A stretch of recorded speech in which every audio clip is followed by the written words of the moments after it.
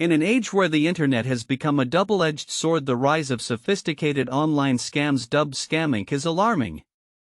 This global enterprise, akin in scale to the illegal drug trade, is rapidly expanding, leaving no one safe from its reach.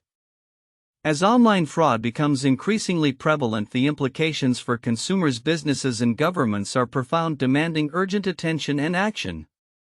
The sheer scale of online scams has reached staggering proportions, with estimates suggesting that they may now rival the economic impact of illegal drugs. According to various reports, the complexity and sophistication of these scams have evolved, employing advanced techniques to deceive unsuspecting victims. Cybercriminals are leveraging technology to exploit vulnerabilities in systems and human behavior, creating a challenging landscape for law enforcement and cybersecurity experts. In the United States, the fallout from these scams has been particularly pronounced. The Federal Trade Commission (FTC) reported an uptick in complaints related to online fraud, highlighting the diverse range of scams from phishing attempts to elaborate Ponzi schemes. This surge not only impacts individual victims but also poses significant risks to businesses that rely on consumer trust. As noted by cybersecurity expert Dr. Emily Chan, the financial losses from these scams are just the tip of the iceberg. The erosion of trust can have long-lasting effects on the economy. The growth of scamming is not merely a byproduct of technological advancement, it is also fueled by socioeconomic factors. The COVID-19 pandemic has accelerated the shift toward digital platforms, creating new opportunities for scammers to exploit the vulnerabilities of individuals and businesses alike. As people increasingly rely on online transactions, the avenues for fraud have multiplied. This has led to a heightened sense of urgency for regulatory bodies to implement stricter measures and for individuals to exercise greater caution. In response to this escalating threat, governments and organizations worldwide are ramping up efforts to combat online fraud. Initiatives aimed at increasing public awareness and education about potential scams are being launched alongside investments in advanced cybersecurity technologies. Collaboration between national and international law enforcement agencies is also being emphasized to tackle the cross-border nature of these crimes. As Detective Mark Reynolds of the Cybercrime Unit stated, scammers operate without borders, and so must our response. We need to work together globally to build a comprehensive strategy to dismantle these networks. Looking ahead, the trajectory of scamming suggests that online fraud will continue to evolve. Leveraging emerging technologies such as artificial intelligence and machine learning. As these technologies become more accessible, they may also be weaponized by criminals, creating an arms race between fraudsters and those tasked with preventing their schemes. The challenge lies not only in thwarting current scams but also in anticipating future tactics and developing proactive measures. In conclusion, the rise of scamming serves as a stark reminder of the vulnerabilities inherent in our increasingly digital world. As the landscape of online fraud becomes more complex, it is imperative for individuals, businesses, and governments to remain vigilant and proactive. Future developments in technology and regulation will play a crucial role in shaping the fight against online scams, and a collaborative approach will be essential in safeguarding against this pervasive threat. The road ahead is fraught with challenges, but with concerted efforts, there is potential for a safer digital environment for all. In a world where the contributions of first responders often go unnoticed, a recent event in Selma, Alabama shone a spotlight on the heroes who serve their communities with unwavering dedication. On January 31, 2025, Crosspoint Christian Church hosted the annual Law Enforcement and First Responders Appreciation Day, an event designed to honor the men and women who put their lives on the line daily to ensure public safety. The luncheon brought together personnel from various agencies, including the Dallas County Sheriff's Office (DCSO), the Selma Police Department (SPD), the Selma Fire Department (SFD), the Alabama Law Enforcement Agency (ALEA), and Emergency Medical Services (EMS). These first responders enjoyed a hearty meal of spaghetti, salad, hot dogs, and assorted desserts, a small token of appreciation for their extraordinary service. Among the 6 honorees of the day were Bill Hamner from the DCSO, Adric Reed from Aaliyah, Walter Curtis from the SPD, Aeneas Petway from the SFD, Christina Smith from EMS, and James Peters, a volunteer firefighter. Each recipient was acknowledged for their significant contributions to public safety and community service. Pastor David Nichols of Crosspoint Church expressed his gratitude, stating, "I'm absolutely excited to be here today because this is one of my favorite days out of the year because I get to stand in a room full of heroes." His sentiments were echoed by Kathy Smith, a member of Northcrest Baptist Church and one of the event's organizers, who emphasized the importance of recognizing the hard work and sacrifices made by first responders. "I can't thank my God enough for y'all and for the things that y'all do for us each and every day," Smith remarked. Dallas County Sheriff Mike Grantham highlighted the qualities of his honoree Bill Hamner, noting he doesn't say no to anything. "I wish we had more like him." Grantham's praise underscored the respect Hamner commands among his peers, having trained many officers within the department. Similarly, Selma Police Chief Kenta Fulford commended Walter Curtis for his versatility and dedication, stating, "Whenever I call him, he's there." The honorees themselves expressed heartfelt gratitude for the recognition. Adric Reed remarked on the importance of community support, saying, "It's truly an honor to receive this award. I'd like to recognize all first responders who worked tirelessly to make Dallas County a better place."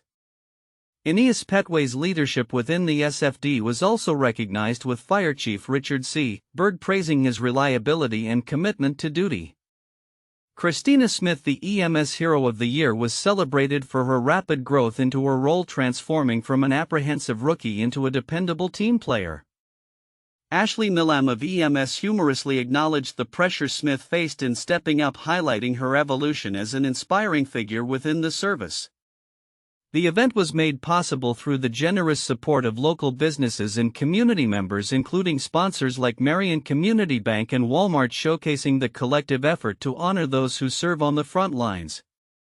As the day concluded, the sense of camaraderie and mutual respect among the first responders and the community was palpable. Events like this not only recognize the hard work of these individuals but also foster a greater appreciation for their sacrifices. As communities continue to face challenges, the spirit of gratitude and support exemplified at this luncheon serves as a reminder of the critical role first responders play in ensuring public safety and welfare.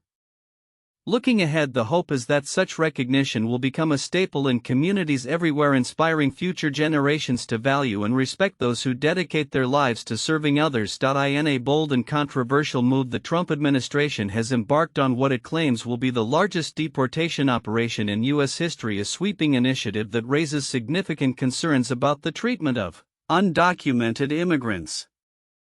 The plan, announced by Homeland Security Secretary Kristi Noem, includes the potential transfer of nonviolent offenders to Guantanamo Bay, a suggestion that has sparked widespread debate over its implications and morality. During a recent appearance on CNN, Noem did not dismiss the possibility of utilizing the Guantanamo facility for undocumented immigrants convicted of nonviolent crimes such as shoplifting. "I don't know what the president will decide," she stated, indicating that the administration is exploring various levels of incarceration as part of its expanding immigration policies. This announcement comes amid the expansion of facilities at the Guantanamo Bay Naval Base, where a tent city is being established to accommodate deported migrants. The Trump administration's aggressive stance on immigration is not without its challenges. In early February, the Justice Department filed a lawsuit against immigration policies in Illinois and Chicago, claiming they interfere with federal efforts to enforce immigration laws. Secretary of State Marco Rubio acknowledged the complexities of managing deportations, particularly in light of proposals from foreign leaders like El Salvador's President Nayib Bukele, who suggested jailing deportees, including American convicts, in exchange for U.S. financial assistance. As this mass deportation operation unfolds, the administration is focusing its efforts on sanctuary cities, areas that typically resist federal immigration enforcement. Reports suggest that major cities such as Chicago, New York, and Los Angeles are likely to be among the first targets. The White House has indicated that the operations could be swift, aiming for daily arrests that could surpass those seen during the Biden administration. Despite the administration's determination, the logistics of such a vast undertaking raise questions. Local officials in sanctuary cities are responding with a mix of compliance and resistance. For instance, some city leaders are softening their rhetoric regarding Trump's policies, while others are pledging to protect migrants from potential raids. Notably, Newark's Mayor Ras Baraka revealed that ICE agents detained not only undocumented residents but also U.S. citizens during recent raids, highlighting the potential for confusion and injustice within these operations. The repercussions of these mass deportations extend beyond the immediate impact on individuals. Economic analyses suggest that deporting millions could cost the U.S. upwards of $315 billion and lead to labor shortages in critical industries such as agriculture and construction. The American Immigration Council emphasized that the operation could result in significant lost tax revenue and decreased consumer spending, further complicating the nation's economic landscape. As the administration continues to navigate the complexities of immigration enforcement, the situation remains fluid. Local leaders, advocates, and immigrant communities are bracing for the potential fallout of these aggressive policies. Moving forward, it will be essential to monitor how these mass deportation efforts unfold, the legal challenges they may face, and the broader societal impacts they impose on communities across the country. The future of immigration policy in the U.S. hangs in a delicate balance as these developments continue to evolve. As states grapple with the financial implications of declining gas tax revenues, a controversial solution is emerging in the form of retail delivery taxes. Framed as a way to ensure delivery companies contribute to road maintenance, these doorstep taxes disproportionately affect consumers who rely on delivery services, particularly those with mobility challenges or who live in food deserts. While lawmakers may see retail delivery taxes as a quick fix to fill budget gaps, experts argue that these taxes are misaligned with actual road usage and maintenance costs. Andrew Leahy, contributing to Bloomberg Tax's latest analysis, emphasizes that such taxes are arbitrary and fail to accurately reflect the wear and tear on infrastructure caused by various vehicular uses. He suggests that a vehicle miles traveled (VMT) tax would be a more equitable and effective approach, directly linking tax obligations to actual road usage and ensuring that those who drive the most pay their fair share. Leahy points out that retail delivery taxes could lead to unintended consequences. Consumers may choose to forego delivery in favor of picking up orders themselves to avoid the tax, while those without viable alternatives would bear the burden of these new levies. This scenario raises concerns about the regressiveness of such taxes, as it would disproportionately impact those with limited mobility or access to transportation options. In contrast, a VMT tax could be implemented through mandatory odometer reporting at the time of annual vehicle registration, allowing states to more accurately capture the driving habits of all vehicle owners, including delivery drivers. This connection between tax paid and road usage would better reflect the actual costs associated with maintaining infrastructure. Despite the appeal of retail delivery taxes for state lawmakers seeking immediate revenue, they do not address the fundamental issue of how to fairly fund infrastructure maintenance. As states look for long-term solutions to declining gas tax revenues, exploring policies like VMT taxes could ensure that all drivers contribute equitably to the costs of the roads they use. In the broader context of fiscal policy, the analysis comes on the heels of various significant developments, including Illinois' recent court victory in a tax dispute with PepsiCo and ongoing discussions around the IRS's guidance on clean fuel tax credits. Furthermore, as the Biden administration's climate agenda faces challenges, the implications of new tax proposals and regulations are becoming increasingly critical, particularly as state and federal lawmakers navigate the complexities of a shifting economic landscape. Looking ahead, it remains to be seen how states will balance the need for revenue with the imperative to create fair and effective taxation systems. The dialogue surrounding VMT taxes and retail delivery taxes will likely continue as stakeholders from consumers to lawmakers weigh in on the best path forward for sustainable infrastructure funding. As the Super Bowl approaches, fans across the nation are gearing up not just for the game but for the culinary traditions that come with it. The excitement surrounding Super Bowl Sunday often centers on the food, and this year an innovative twist on a classic favorite is taking center stage: Furacake Chex Mix. This snack, which marries salty and sweet flavors with a satisfying crunch, has captured the attention of food enthusiasts and casual viewers alike. Betty Hollock, deputy food editor at the Los Angeles Times, extols the virtues of this beloved snack, stating, "My all-time favorite Super Bowl snack is no question Furacake Chex Mix. The charm of this dish lies in its versatility and adaptability. Originating from a cherished recipe shared among friends and family, it has been refined through generations." Hollock credits food stylist Caroline Huang for introducing her to a Hawaiian version that features furacake, a Japanese seasoning made primarily from seaweed and sesame seeds, enhanced with a sweet soy sauce glaze. This combination results in a crunchy, umami-laden treat that is difficult to resist. The crunch factor is paramount in this recipe, as highlighted by Corey Chow, a former chef at the esteemed Per Se restaurant. Chow inherited the recipe from his mother, who added her own tweaks to enhance the texture. With the extra syrup, Chow's mother Tina explains, "It's really crunchy and dark and just right. More furacake would stick to the cereal." This emphasis on texture is a hallmark of successful snack making, and it showcases how culinary traditions can evolve while retaining their core essence. In addition to the Furacake Chex Mix, Hollock presents several other crunchy snack options perfect for game day gatherings. Among them are homemade totopos, a Mexican-style tortilla chip made from stale tortillas which can be fried or baked to achieve a crispy finish. The recipe encourages letting the tortillas sit at room temperature overnight, a simple yet effective step to enhance their crunchiness. Complementing these chips with guacamole or other dips elevates the entire snacking experience. Another standout recipe features fried potatoes in crudités served alongside a rich Caesar sour cream dip. This dish offers a delightful contrast of hot and cold textures, catering to varied tastes and preferences. As former Times columnist Ben Mims notes, this appetizer can satisfy a diverse crowd, ensuring that everyone at the party has something to enjoy. For those who prefer something sweet and salty, Hollock recommends classic spiced nuts coated in maple syrup and spices, as well as beer nuts featuring Marcona almonds and cashews. These recipes not only promise a satisfying crunch but also reflect the creativity and communal spirit of Super Bowl festivities.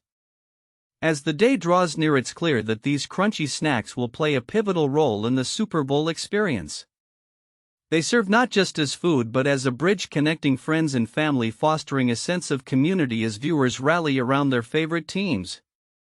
With the evolving landscape of culinary traditions, this year's Super Bowl menu exemplifies how classic recipes can be reimagined to delight contemporary palates. Looking ahead, it will be intriguing to see how food trends continue to shape Super Bowl celebrations and whether new flavors will emerge to join the ranks of beloved game day snacks. For now, it seems that the Furacake Chex Mix and its crunchy companions are poised to steal the spotlight, reminding us that great food is an essential part of any memorable gathering. In recent years, the medical community has increasingly turned its attention to shockwave therapy as a promising non-invasive treatment for erectile dysfunction (ED). A recent correspondence published in the International Journal of Impotence Research underscores the critical importance of establishing a precise therapeutic range for this treatment, emphasizing that individualization is key to optimizing clinical outcomes and minimizing potential adverse effects. Shockwave therapy operates by enhancing tissue regeneration and promoting neovascularization or angiogenesis within the body. However, its efficacy is heavily reliant on the energy flux density (EFD) and frequency used during treatment. Historically, treatment settings have been dictated by manufacturers' guidelines, but emerging research indicates that a more tailored approach based on the severity of ED could yield better results. The authors, including Romek BMGs and Eric Chung and Ranjit Ramasamy, note that the therapeutic benefits of shockwave therapy are achieved within a specific range of EFD, with the lower threshold generally around 0.09 mJ/mm superscript 2. The upper threshold, however, can vary significantly based on individual clinical responses.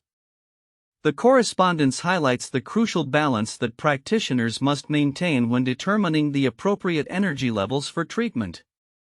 Too little energy may be ineffective, while excessive energy could lead to adverse effects, including long-term complications such as penile fibrosis or scarring. The push for individualized treatment is not simply a matter of preference. It is a necessary evolution in the therapeutic approach to ED, as underscored by the call for further research into the optimal therapeutic ranges tailored to individual patients. The implications of this research extend beyond clinical settings. As awareness of personalized medicine grows, patients are encouraged to engage in discussions with their healthcare providers about the specifics of their treatment plans. The potential for improved outcomes through individualized shockwave therapy could lead to a new standard of care in the management of erectile dysfunction, ultimately enhancing the quality of life for countless individuals. As the medical community continues to explore and refine shockwave therapy, future developments are likely to focus on standardized protocols that incorporate these individualized approaches. This could pave the way for more effective treatments that not only address ED but also consider the unique physiological and psychological factors at play in each patient. The ongoing research will be critical in shaping the future landscape of erectile dysfunction treatments, ensuring that they are both effective and safe for all who seek them. In a remarkable turn of events, Elon Musk, the billionaire entrepreneur known for his ambitious ventures in technology and space travel, has assumed a controversial role in the U.S. federal government. Acting under President Donald Trump's directive, Musk has mobilized a cadre of employees from his various companies alongside a group of young associates to exert influence over federal agencies, raising concerns about the erosion of institutional authority and operational integrity. This unprecedented shift appears to be part of Musk's broader agenda, which some critics liken to a demolition team targeting established bureaucratic frameworks. As reported by ProPublica, these efforts have seen individuals from Musk's enterprises commandeering computer systems and leveraging their positions to displace seasoned civil servants. While some members of this team have been open about their roles, others have taken steps to obscure their involvement, even going so far as to delete LinkedIn profiles that might reveal their affiliations. The identities of these individuals are starting to surface, with ProPublica documenting a range of names including Jacob Altick, Anthony Armstrong, and Stephanie Holmes, among others. Their presence in federal agencies is indicative of a strategy that prioritizes rapid change over traditional governance, a move that could have profound implications for the way federal agencies operate. The diverse backgrounds of these team members, spanning various ages and experiences, highlight Musk's approach to staffing, favoring a mix of seasoned professionals and fresh talent. However, the implications of Musk's infiltration into government operations extend beyond mere personnel changes. Critics argue that this approach threatens to undermine the stability and continuity that career civil servants provide. The ability of these newly empowered individuals to influence decisions could lead to a significant shift in policy direction, particularly in sectors where Musk has vested interests such as technology, energy, and transportation. The controversy surrounding this initiative is already generating backlash. Reports have surfaced of tensions within agencies as career officials express concern over their diminishing authority. The situation has become even more fraught following the resignation of a staffer from Musk's Doge project who was found to have made racist comments on social media. This incident not only reflects the potential pitfalls of such a radical restructuring but also raises questions about the vetting processes within Musk's orbit. As the situation continues to evolve, it remains to be seen how these developments will affect the functioning of federal agencies and public trust in government processes. The impact of Musk's approach could set a precedent for future engagements between private sector leaders and government, challenging long-held norms about the separation of corporate interests from public service. Looking ahead, the intersection of technology and governance will undoubtedly be a focal point of scrutiny. With Musk at the helm of this experiment in government efficiency, the stakes are high. Observers will be watching closely to see if this unorthodox strategy leads to innovation or further chaos within the federal landscape. The outcomes of these initiatives could reshape the relationship between private enterprise and public governance for years to come, heralding a new era of collaboration or conflict. In a significant geopolitical shift, the Baltic nations of Estonia, Latvia, and Lithuania have officially severed their electrical ties with the Russian power grid, marking a pivotal step in their alignment with the European Union's energy network. This historic disconnection, completed on February 8, 2025, comes as a culmination of years of preparation and heightened urgency in response to Russia's aggressive actions, particularly following its invasion of Ukraine in 2022. Lithuanian Energy Minister Žygimantas Vaičiūnas underscored the importance of this decision, stating, "We have removed any theoretical possibility of Russia using energy control as a weapon." The Baltic states, all former Soviet republics now integrated into NATO and the EU, have long sought to protect themselves from potential Russian geopolitical maneuvers that could exploit energy dependencies. The disconnection process was finalized at 9:09 a.m. local time, with Latvia notably cutting a physical power line to Russia shortly thereafter. European Commissioner for Energy Dan Jorgensen characterized the event as a historic day. He expressed his satisfaction with the move, emphasizing the security implications. No European country should be dependent on Russia for anything. This sentiment reflects a broader European commitment to reducing reliance on Russian energy sources, particularly in light of the ongoing conflict in Ukraine. The substantial investment of €1.6 billion, largely funded by the EU, into the synchronization project has laid the groundwork for this transition. The Baltic states will temporarily operate in isolated mode before fully integrating into the European grid, a process expected to take place on February 9, 2025. This transition is crucial as it will enable the Baltic nations to establish control over their power supply, enhancing their energy security and independence. While the disconnection is viewed as a triumph for the Baltic states, it also raises concerns about the consequences for the Russian exclave of Kaliningrad, which is bordered by Poland and Lithuania. The exclave has relied on connections with the Baltic states for energy. However, experts have noted that Russia was cooperative during the disconnection process, likely out of self-interest to maintain stability in Kaliningrad. As the Baltic states prepare to operate independently, there are heightened security measures in place to guard against potential sabotage or other threats. Authorities in Latvia and Lithuania are on alert with contingency plans to protect critical infrastructure during this transition. Both countries have also launched military drills to further secure their energy links. This move not only solidifies the Baltic states' commitment to energy autonomy but also signals a wider European resolve to diminish Russian influence in energy markets. As the European Union continues to navigate its energy future amid ongoing geopolitical tensions, the disconnection of the Baltic states from the Russian grid stands as a testament to the shifting landscape of energy dependence.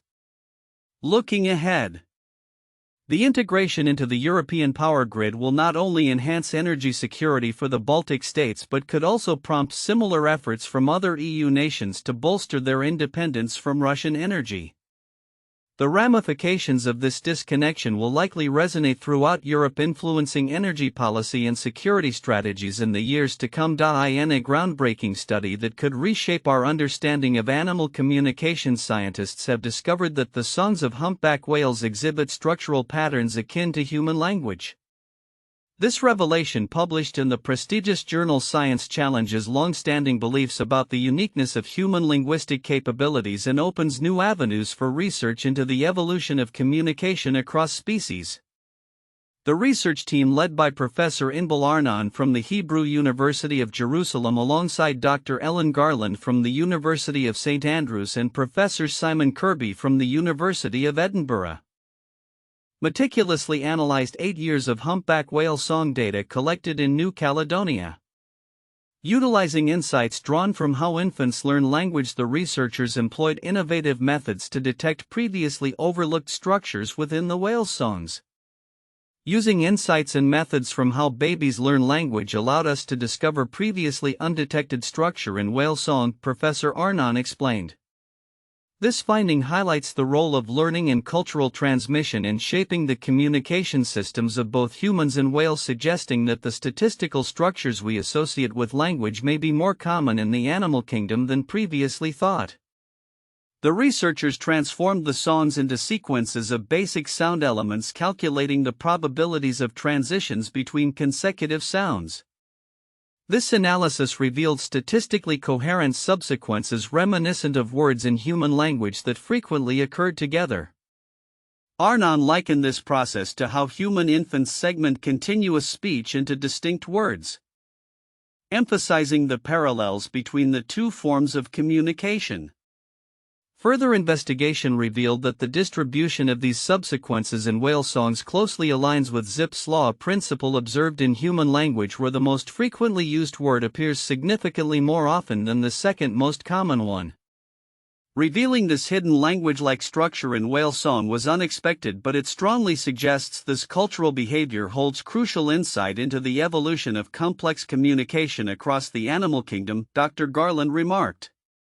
However, while the structural similarities are compelling, the researchers were careful to clarify that whale songs do not convey semantic meaning in the same way human language does. Whale song is not a language, it lacks semantic meaning. It may be more reminiscent of human music, which also has this statistical structure but lacks the expressive meaning found in language. Garland noted. The implications of this research extend beyond mere curiosity. They suggest that foundational aspects of language may be shared across evolutionarily distant species.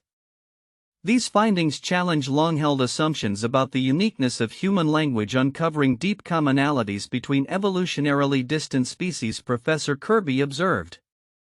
This insight may not only enhance our understanding of animal communication but also inform how we study the evolution of human language itself.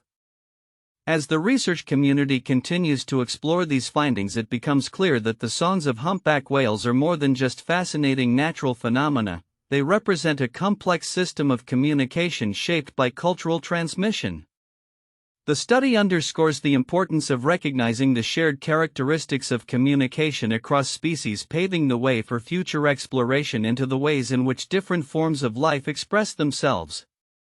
Looking ahead, the potential for further research into the cultural and communicative behaviors of not only whales but other species as well remains vast. This study invites scientists to reconsider how we define language and communication in the animal kingdom, ultimately enriching our understanding of the intricate tapestry of life on Earth.